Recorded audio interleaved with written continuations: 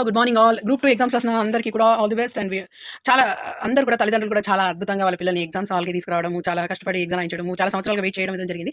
But overall analysis ఏంటంటే as a తెలంగాణలో పుట్టి పెరిగి చదివిన అమ్మాయిగా యాస్ ఎ జర్నలిస్ట్‌గా నా అభిప్రాయం ఏంటంటే ఖచ్చితంగా ఉద్యోగాలు వస్తాయి అనే నమ్మకంతో ఈసారి ఉద్యోగం రాద్దాం అనుకున్న విద్యార్థులకు ప్రశ్నార్థకంగా మారిందనేది నా అభిప్రాయం. ఎందుకంటే paper 1 is over tough bro అన్నట్టుగా ఓవరాల్ వేరే level. The second is okay not bad అనుకున్నప్పుడు సోషియాలజీలో ఏం క్వెషన్స్ పడలేదు. పేపర్ 3 ఈజ్ బెటర్ అనుకున్నప్పుడు కూడా దానిలో కూడా డిఫికల్ట్. ఎందుకంటే ద బంచ్ ఆఫ్ క్వెషన్స్ ఇవ్వడం వల్ల ఆ bunch of questions each exam timing ఏంటంటే 150 క్వెషన్స్ అండి.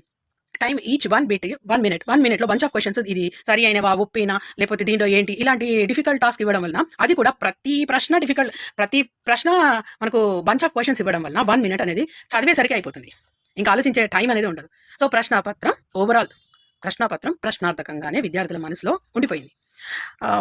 అంటే చాలా బాగా అది ఎగ్జామ్స్ నిర్వహించారు. దాంట్లో దిర్ ఇస్ నో డౌట్ వాళ్ళు సిలబస్ని టచ్ చేశారు. కానీ టచ్ చేసిన సిలబస్ని వేరే లెవెల్ పీక్స్కి టచ్ చేసి చేశారు. సో అదే problem. So all the best for all. అందరూ వెయిట్ చేయండి. ఎగ్జామ్స్ చాలా బాగా కండక్ట్ చేశారు. ఉద్యోగాలు ఇస్తారని నేను నమ్ముతున్నాను. తెలంగాణ విద్యార్థులు అందరూ కూడా ఏం బాధపడద్దు. మీరు పెట్టిన ఎఫర్ట్స్ కూడా ఏం ప్రాబ్లం లేదు. జాబ్ క్యాలెండర్స్ వస్తాయి. నెక్స్ట్ చూడండి టీఎస్పీఎస్సీ ఎగ్జామ్ నిర్వహించిన నిర్వాహకులందరూ కూడా చాలా మంచి క్వశ్చన్సే ఇచ్చారు. కానీ చాలా ఇట్లా ఈ విధంగా చిన్న చిన్న విషయాల వల్ల వాళ్ళు అందుకోలేకపోయారు. ఆ టైంని వాళ్ళు స్పెండ్ చేయలేకపోయారు. పిల్లలు భయపడ్డారు. ఇంకా అందుకనే ఇలా మల్టిపుల్గా రిజల్ట్స్ వచ్చాయేమని నా అభిప్రాయం.